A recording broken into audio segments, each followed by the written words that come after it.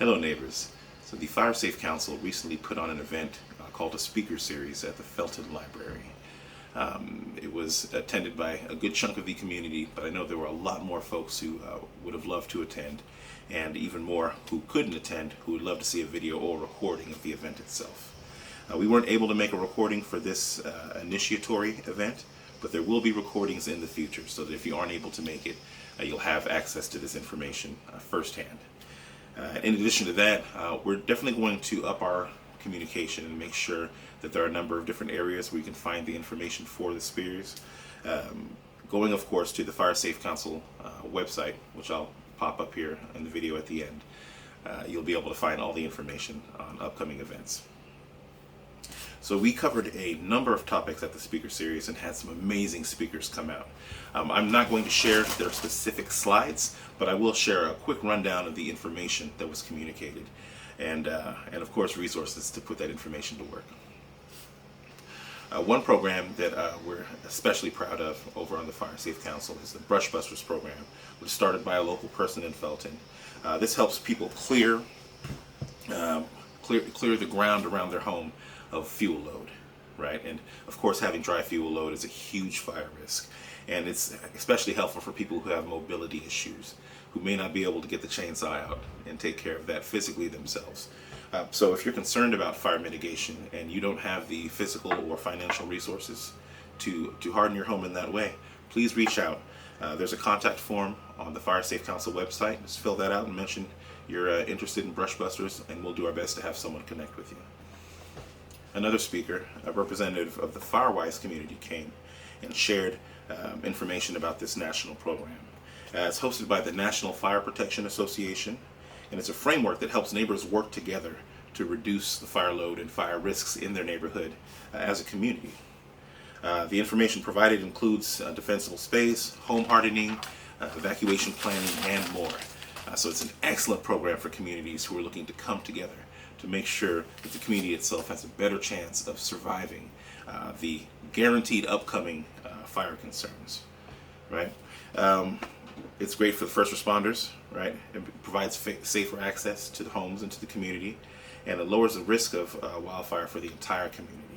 And this is important because if you do a great job of maintaining a defensible space around your home, and you're doing all things correctly, hardening your home, and your neighbor doesn't do any of that, well, you're still going to be at high risk, especially if your neighbor's close to you or their land abuts yours directly. So this is something we have to approach at a neighborhood and community level, and not just an individual level, although anything we can do individually, of course, can make a huge difference. So Firewise communities have potential access to grant money for greater fire risk mitigation, and they get consideration by home insurance companies. Knowing that your home or your community is Firewise and being able to sell that to your insurer or making your insurer aware could be the difference between, a more expensive policy and one that gets discounts. So it's definitely something to consider. If you want to learn more, go ahead and head over to the Fire Safe Santa Cruz County website, and we'll have a bunch of information there ready for you. We had another presentation on fire-resistant landscaping that was absolutely fantastic. Of course, listing all of the landscaping would be too much to list. There's a lot of plants that you can use and a lot of options. It's important that we're aware of which plants are more likely to combust and cause fire issues. And we can harden our homes by choosing vegetation close to the homes that'll reduce how much risk we are at when a fire comes through. So if you visit firesafesantacruz.org, under education, there's a spot called fire resistant landscaping. And it'll tell you what kinds of vegetation you can use around your home in order to both beautify and protect against fire risks and hazards. We were blessed to have another speaker who had done a fair amount of home inspections, the kind of inspections you do when you're looking to see if people have the right defensible space. And he gave some great tips about wildfire adaptation and defensible space that we can all put to work, about reducing high fuel load, because the wildfire hazard has been increasing. We've got high fuel load, changes in climate and forest health. There's a lot in play right now that's making those of us who live close to the wildlife urban interface more at risk when fires come through. So preparedness is important. One of the things we can do is we can have no flammable plants next to the home within 30 feet. No trees hanging over the roof, especially near the chimney. Materials used on the home that are fire resistant. Now, if you have a newer home, code is going to mandate that you build using siding and other materials that are fire resistant. But if your home isn't newer, you may have wood paneling. You may have a deck that's made out of redwood. All of these things amplify your risk for when embers come through. And embers are the biggest